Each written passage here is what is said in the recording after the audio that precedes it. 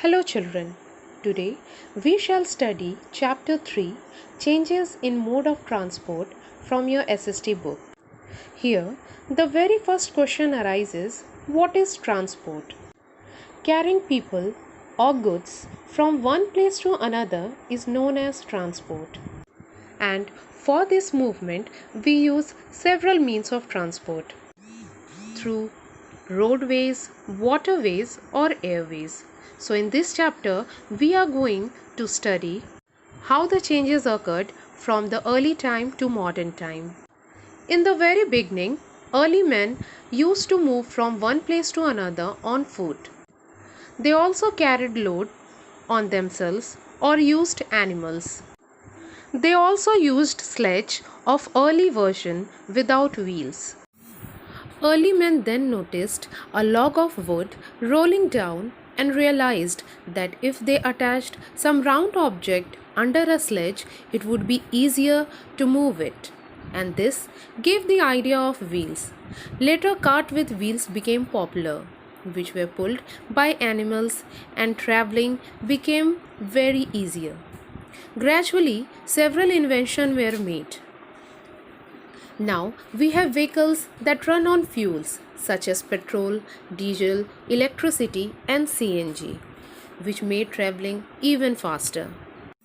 Now we shall study about different types of transport, and they are land, water, and air transport. The very first we'll study about land transport. The land transport is made up of road and rail transport. In early days, the roads were very bumpy, but now the roads are smooth and even to travel. Vehicles like bicycle, car, bus, trucks, etc. move on road and are known as road transport.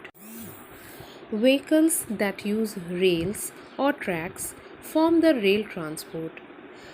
Rails are the steel bars that are laid on the ground to form a track for vehicles to move at a great speed. Trains run on these railway tracks. Railway is the fast mode of transport and is cheaper than the airways. They travel long distances and carry many people and goods. The other forms of rail transport are metro train, bullet train, and monorails. Now, almost every part of India is connected through road transport. The next is water transport. Water transport, just like land, has changed over time. Earlier, people used to row boats and had to rely on wind to sail. But today, ships use fuel to run. Water transport cover large distance across the seas and oceans. The ships that carry heavy goods are called cargo ships. Some ships take people around the world, which are known as cruise or ocean liners. The other mode of water transport are hovercrafts and submarines. Hovercraft can travel over water, ice, land, and mud, and even the other surfaces, while submarines can travel underwater. They are used by Navy to protect the country. And now we shall study about air transport. Air transport is the fastest mode of transport. The first aeroplane was invented by Wright brothers in 1903. The aeroplanes that we see today are very different from the one that was invented. Now the aeroplanes can carry many people from one place to another in a very short time. We travel to other countries by aeroplane. However, they are expensive mode of transport. Helicopters are used in hilly places and jungles and to travel short distances.